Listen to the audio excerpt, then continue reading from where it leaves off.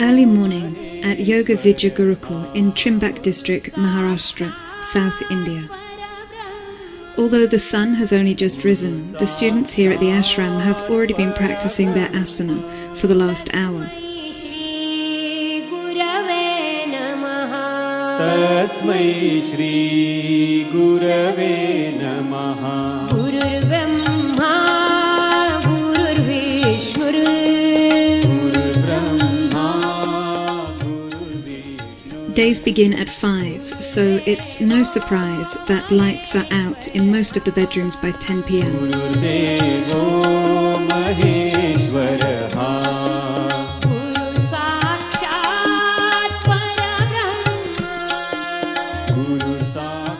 The life here is focused and simple. The students are here to learn yoga in the traditional Indian style, following Swami Satyananda. The landscape in which the ashram lies lends itself well to such a simple lifestyle, recalling Monument Valley in its grandeur, and is a sacred place for devotees of Shiva.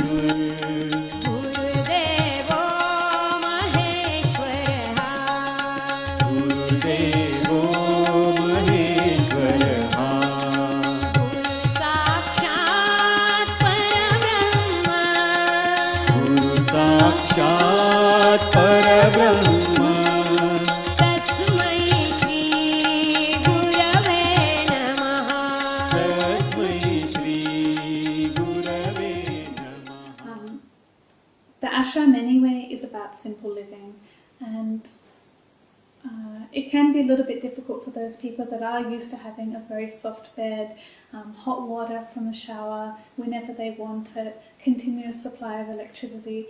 We don't always have that. Yes, we have hot water, which is a very, very good, because previously we didn't used to have it.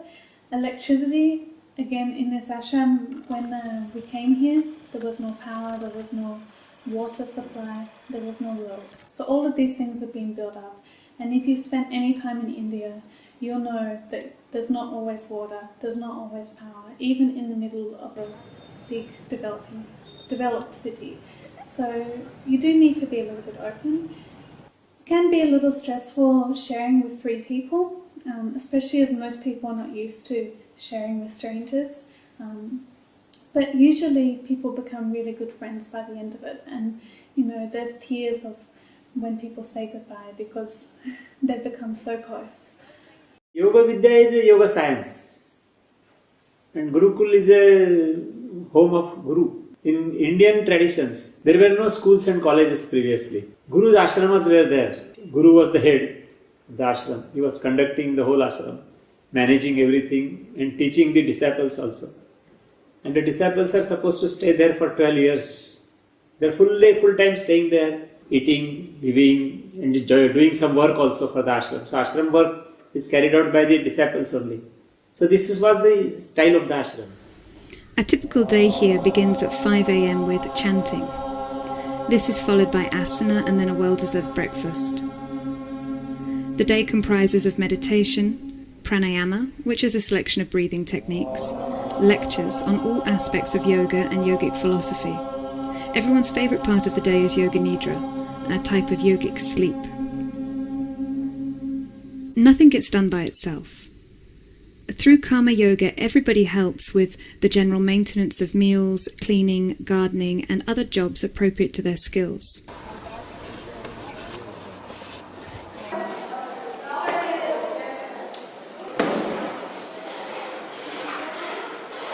Gurukul isn't any typical ashram in India. It's a not-for-profit organisation staffed entirely by volunteers, including the directors. It is closely integrated into the local community through ongoing charity work with the Seva Fund.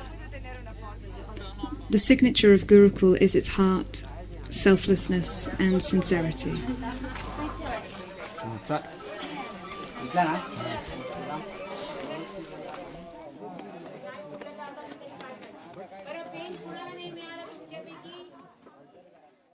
In yogic tradition, yogic culture, the first word that is taught is devotion to the Guru. And the goal of the yogic journey is devotion to the Guru. You will find it interesting that is all the yoga tradition wants. If you want to evolve yourself, it is the devotion that's going to evolve you. It is the faith, the dedication that is going to make you a better human being. That is going to make you a yogic personality.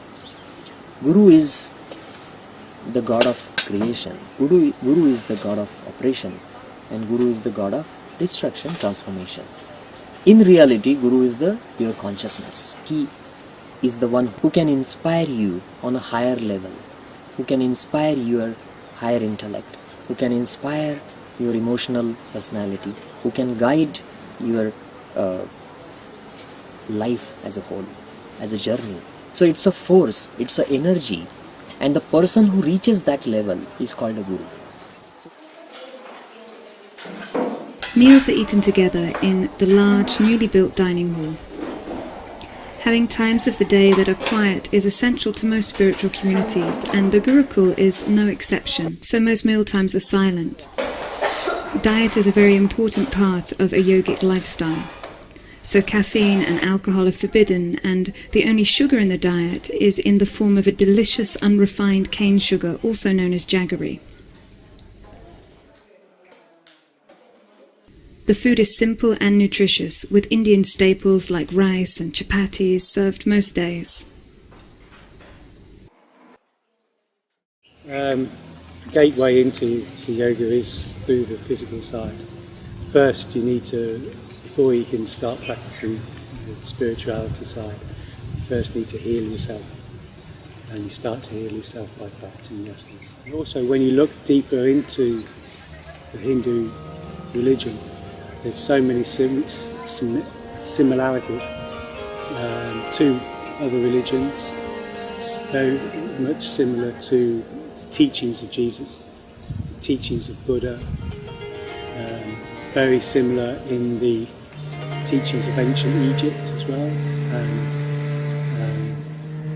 the civilizations from Central America like the Mayans, the Aztecs. They all saying the same thing, just in different ways. Certain practices, for example, the Surya Namaskar here, when we're practicing that, we're giving direct praise to the sun. Every religion says the same thing, that everything on earth was made by God, the sun was made by God, the sun gives us life, so we're just giving gratitude for the sun, for life. And if you don't like the words, giving praise to the sun, you can just use your own words. See, asanas are defined as the steady and comfortable posture. And classically, if you look at asanas are meditative postures. But then, it's very difficult to sit in meditative postures. So the yogis, they developed and designed other types of asanas so that your body becomes stronger, your systems, various systems like muscular system, blood circulatory system, respiratory system, endocrine system, nervous system, they all become strong so that your body can sit and meditate. The whole purpose of asanas is to make a very steady and comfortable posture so that your mind can be made steady. The mind is not steady. The mind moves from one place to another place, one thought to another thought, one emotion to another emotion. Thoughts go very crazy and wild in a wild manner. To steady the mind, asanas are used because body and mind has a strong connection, and asanas talk about that connection. If you want to steady the mind, you have to steady the body. And you see, there are 5 levels of existence as far as human dimension is concerned, as mentioned in yoga. They are called 5 koshas, pancha kosh. The first is the food body, the physical body. The second is the pranamaya kosh, is the energy body, the pranic body. The third is the mind body, the manomaya kosha. The fourth is the vijnanamaya kosha, that is the knowledge body. And the fifth is the anandamaya kosha, the bliss body. We exist on all these levels, but we are mostly aware of our physical body.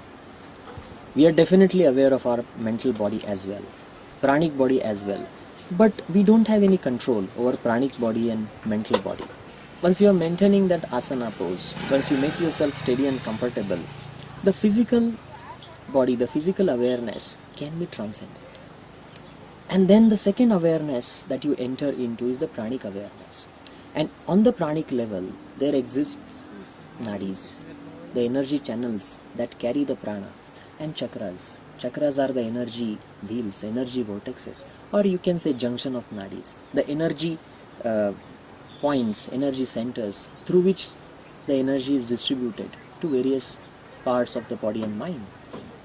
So once you make your shoulders stand steady and comfortable, then you can slowly start becoming aware of the breathing, because breathing goes close to the pranic awareness. Through breath, you control the prana. So then the breathing awareness is developed. After developing of the breathing awareness, you can develop the pranic body awareness. And after the pranic body awareness, you can develop the meditative aspect of asanas.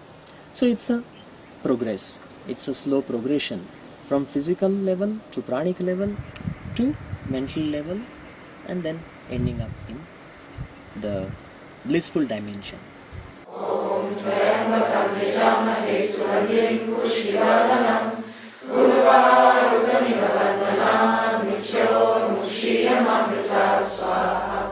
Every evening the community comes together to celebrate the traditional Havan ceremony. Typically the Havan ceremony consists of a small fire as the object of meditation, accompanied by chanting. The roots of the yoga are in Vedas, and the Vedic tradition, the fire is the most important form of energy, and the second most important form of energy in Vedas is sound. And if you see the fire and the sound, even the modern physics talks about these two energies at the core of creation, the Big Bang theory.